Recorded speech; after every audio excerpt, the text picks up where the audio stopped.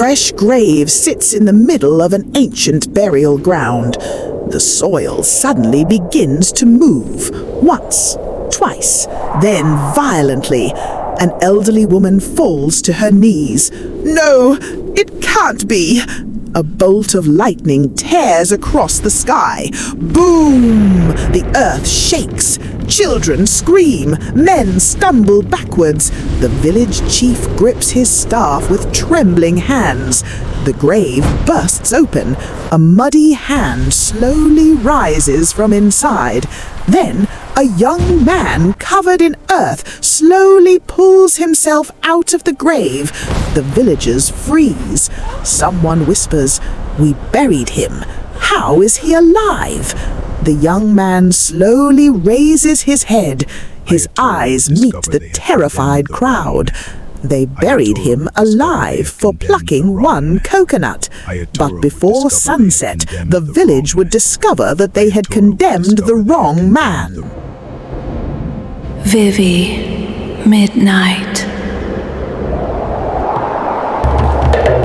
Morning sunlight bathed the quiet village of Aiyetoro. Women swept their compounds, roosters crowed, children chased one another through the dusty paths. Inside one modest compound, 24-year-old Tunde Adeyemi carried a bundle of firewood into the kitchen. His stepmother, Bisi, smiled warmly. "Tunde, you've been working since dawn. You should rest." Tunde smiled. "I'll rest after I help you prepare breakfast." Bisi laughed softly. "What did I do to deserve such a caring son?" Tunde bowed his head respectfully. "My late mother taught me that a home grows stronger when everyone helps." Bisi looked away. For a brief second, her smile faded. Then it returned. Outside, Pa Adeyemi prepared for a journey to a neighboring village. Before leaving, he called Tunde.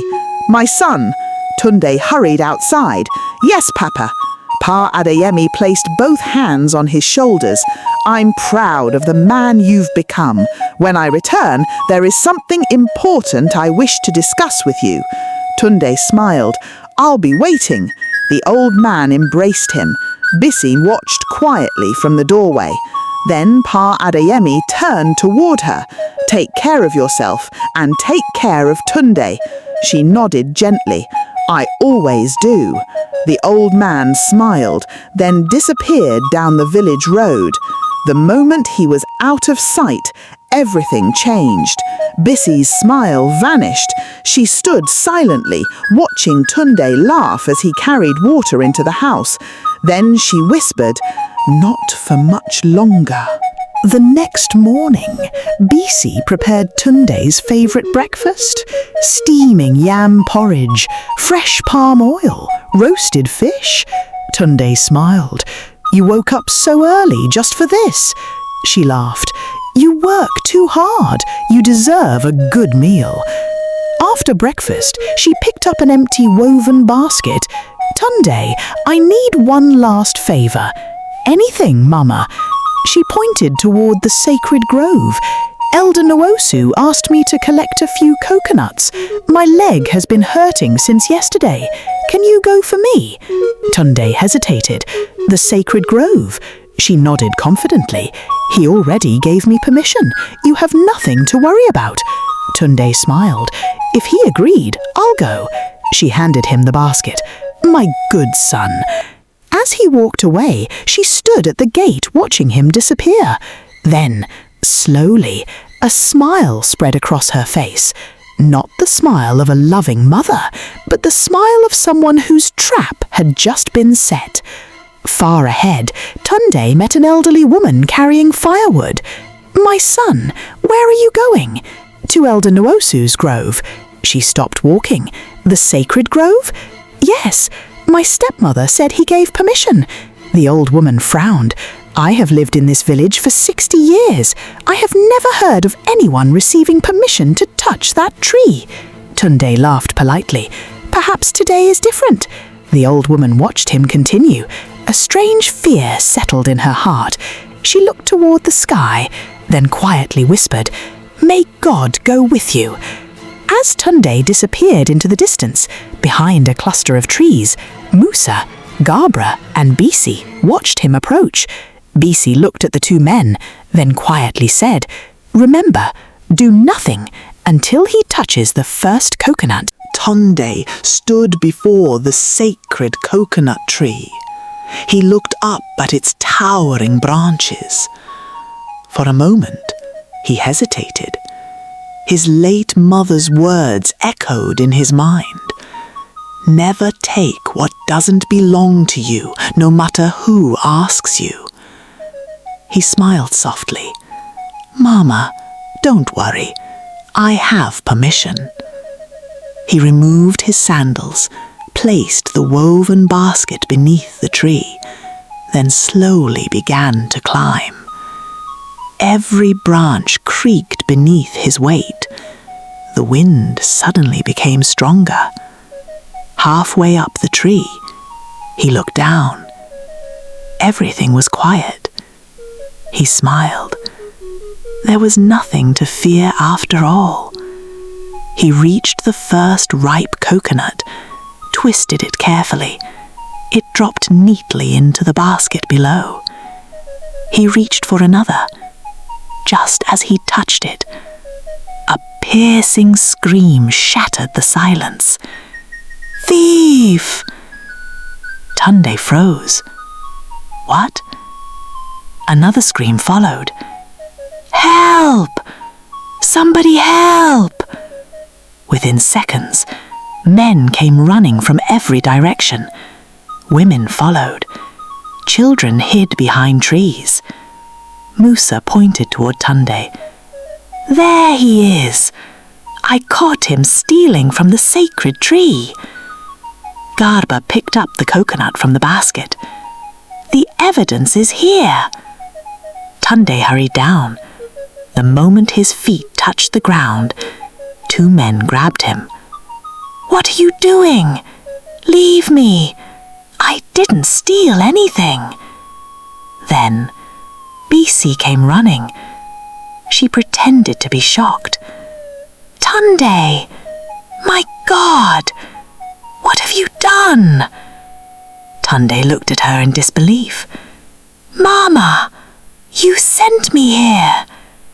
Before he could continue, she burst into tears. "No! I begged you not to go. You refused to listen. You said no tradition could stop you." The crowd gasped. Tunde felt his heart sink. "No! You're lying! You told me Elder Nwosu gave permission." Bisi covered her face. "My son, why are you lying? I have always loved you. Why would I send you to your death?" The villagers began murmuring. "He has been caught, yet he still lies." An angry man stepped forward. "This is exactly how curses begin." The villagers tied Tunde's hands. As they dragged him away, he looked back at Bisi. Their eyes met. For just 1 second, she smiled. A tiny smile, cold, victorious. At that moment, Tunde understood. Everything had been planned. The village square filled quickly. The sounding gong echoed through Aiyetoro. The village chief arrived with the council of elders. Tunde stood in the middle of the square. His hands were tied, his clothes were covered in dust. The village chief spoke. "Tunde Adeyemi, you stand accused of violating the sacred coconut tree. What do you have to say?" Tunde lifted his head. "I am innocent. My stepmother sent me. I believed the owner gave permission." The chief turned toward Elder Nwosu. The old man shook his head. "I gave no one permission. I have never allowed anyone to touch that tree." Fear spread through the crowd. One woman cried, "The curse will return." Another shouted, "Punish him before sunset." The chief raised his staff. "Silence!" The elderly woman who had warned Tunde stepped forward. "My chief, I met this boy on the road. He truly believed he had permission. He had no fear. He had no reason to lie." Some villagers nodded. Others shook their heads. Then Elder Dibia slowly stood, the oldest elder in Aiyetoro. His voice was weak, but powerful. "We must be careful. A frightened crowd can mistake lies for truth." Before anyone could respond, a young shrine messenger ran into the square. "My chief, the shrine keeper has spoken. If judgment is delayed beyond sunset, the ancestors will abandon the village." Panic spread instantly. "Judge him now! Save the village!" The chief closed his eyes. His face showed pain. "The judgment will be carried out before sunset." Tunde looked toward heaven. Not a single tear fell. Only one quiet prayer escaped his lips. "Lord, you know the truth." The sun had begun to set. Dark clouds slowly gathered. Far away, a man ran breathlessly towards the village. It was Pa Adeyemi. A traveller had told him what happened. He refused to believe it. He ran faster than he had in years. When he reached the village square, he saw his son, bound, bruised, standing alone. "My son!" He pushed through the crowd. "Tunde!" The young man smiled weakly. "Papa." Pa Adeyemi embraced him tightly. "My son! What have they done to you?" Tunde whispered. "I told them the truth. They wouldn't listen." Pa Adeyemi turned towards the village chief. "My chief, you have known my son since he was born. Has anyone ever accused him of stealing?" The chief remained silent. Pa Adeyemi continued. "If my son says he is innocent, I believe him." He turned towards Bisi. Tell them you sent him." Bisi began crying again. "My husband, grief has blinded you. I would never destroy this family." Pa Adeyemi stared at her. For the first time, he saw no kindness in her eyes, only fear. Elder Dibia raised his hand. "My chief, allow the boy to swear before the ancestors. If he lies, the ancestors will judge him." The chief nodded. "So be it." Tunde stepped forward. His hands were untied. He knelt before the sacred staff, raised both hands towards the sky, and spoke clearly. "If I climbed that tree to steal, may justice find me. But if I climbed because I trusted someone who deceived me, may the truth stand before this day ends." A powerful wind swept across the village square. Dust filled the air. The villagers looked nervously towards the sky.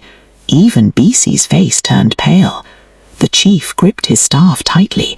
"The oath has been taken, but the law remains. The sentence shall be carried out." Pa Adeyemi fell to his knees. "My chief, I beg you, take my life instead." The chief's eyes filled with tears. "I cannot." As the guards led Tunde away, the first rumble of thunder echoed across the hills. No rain, no lightning, just thunder. The old woman looked towards the dark sky, then whispered, "Heaven has heard him." The burial ground stood at the edge of Aiyetoro Village. Dark clouds gathered above, as though even the heavens mourned what was about to happen. Not a single bird sang. The wind moved gently through the ancient trees, and for the first time in many years, the entire village was silent. At the front of the procession walked the village chief. His shoulders were heavy with the burden of tradition. Behind him came the elders. No one spoke. Then came Tunde Adeyemi. His hands were tied. His feet were bare against the dusty earth. His clothes were torn from his arrest. Yet there was no anger in his eyes, no fear, only a quiet peace that no one could understand. Behind him, Pa Adeyemi struggled to keep walking. "My son! My son!" His trembling voice echoed through the silence. His legs nearly gave way beneath him as two elders rushed to support him. Tears streamed endlessly down his face. No father should ever have to watch his own son walk toward death. Slowly, the procession stopped. Before them lay a freshly dug grave, deep, dark, waiting. The village chief stepped forward. Even his hands trembled as he tightened his grip on his ceremonial staff. His voice cracked with emotion. "Tunde Adeyemi, the laws of Aiyetoro have found you guilty. Do you have any final words?" A painful silence followed. Tunde slowly lifted his head. He looked at every face before him, the villagers, the elders, his broken father. Then his eyes settled on Bisi. She stood among the crowd, pretending to cry, pretending to be heartbroken. Tunde smiled gently, not with bitterness, but with compassion. "If I truly came here to steal, then let this be my end. But if I am innocent," he paused. His voice became softer. "I forgive every one of you." The villagers lowered their heads. Many could no longer hold back their tears. Tunde continued, "Hatred only gives birth to more hatred, but truth never dies." At those words, Pa Adeyemi collapsed to his knees. "My son, forgive me. I couldn't save you." For the first time, Tunde's own eyes filled with tears. He looked lovingly at his father. "Papa, you believed me. That is enough. I will always be your son." The old man cried uncontrollably. Women covered their mouths as they wept. Even some of the guards wiped tears from their eyes. Only one person remained strangely calm, Bisi. From the edge of the crowd, Grandma Iyabo watched her carefully. Something deep inside whispered, "The truth has not yet been buried." The village chief slowly closed his eyes. He took a deep breath, then spoke the words he wished he never had to say. "Carry out the sentence." The guards untied Tunde's hands. To everyone's surprise, Tunde stepped into the grave by himself. No struggle, no resistance. He knelt quietly, closed his eyes, and whispered a heartfelt prayer to God. Then the first handful of earth struck the ground beside him. Another followed, then another. Each handful sounded like a hammer striking every heart present. Women cried openly. Children buried their faces in their mothers' wrappers. Pa Adeyemi suddenly broke free. "No, my son! I'll take his place. Please! No father should ever bury his own child." The guards held him tightly. His cries echoed across the cemetery, but no one moved. Fear had chained the entire village. Minutes later, the grave was completely covered. Silence. Heavy, painful silence. The village chief lowered his head. "It is finished." Then a freezing wind swept across the burial ground. The trees bent violently. Lightning flashed once, twice, 3 times. Thunder shook the earth. The ground beneath the fresh grave began to tremble. A frightened child screamed, "The grave! It's moving!" The villagers stumbled backward, their hearts pounded with fear. The earth began to rise. The storm roared over Aiyetoro Village. Then, without warning, the grave exploded. Earth burst high into the air. Villagers screamed. A bolt of lightning struck the sacred coconut tree. The mighty tree split cleanly into 2. No one dared move. Then, a muddy hand slowly reached out of the grave. A gasp spread through the crowd. Slowly, very slowly, Tunde pulled himself from the earth. Alive, breathing, standing. Mud covered every part of his body. His clothes clung to him. His breathing was calm. The village chief's walking staff slipped from his hands. Even the elders stood frozen. Tunde looked into the eyes of those who had condemned him, then quietly spoke. "I told you I was innocent." Those 4 words pierced every heart. The storm continued, but nobody heard it anymore. Suddenly, Gbara collapsed onto his knees. His body shook violently. He could no longer carry the weight of his guilt. "I can't do this anymore. It wasn't Tunde. He was innocent. He was framed." The villagers gasped. Musa closed his eyes. Tears rolled down his face. "It's true. We accepted her money. She paid us. She told us to accuse him." Slowly, every face turned toward Bisi. The color drained from her face. She stepped backward, trying to speak, but no words came. Finally, she broke. "Because everything belonged to him. I was nothing.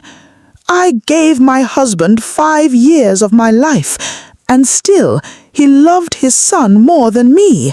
I was tired, so tired of living in another woman's shadow." Silence. Pa Adeyemi stared at her. His voice was barely a whisper. "So, none of your love was ever real?" Bisi lowered her head. She couldn't answer.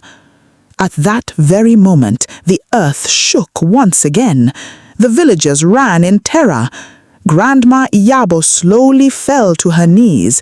She lifted both trembling hands toward heaven. Tears streamed down her face. Then she declared with unwavering faith, "The innocent has been vindicated. The truth has spoken." As thunder echoed across the sky, the camera slowly rose above the burial ground. Below stood the broken sacred coconut tree, the opened grave, a grieving village, and one innocent man still standing. Nobody spoke. Nobody moved. The villagers stood frozen. Their eyes remained fixed on Tunde. The man they had buried now stood alive before them. The village chief slowly removed his red cap. Then, to everyone's surprise, he walked toward Tunde. Before the entire village, he knelt. Gasps filled the air. No chief had ever knelt before an ordinary villager, not in the history of Aiyetoro. The chief lowered his head. "My son, we condemned you without truth. We listened to fear instead of justice. Can you forgive us?" The elders looked at one another. One after another, they also knelt. Soon, the entire village followed. Men, women, even the young guards. Only Bisi remained standing. She looked around in disbelief.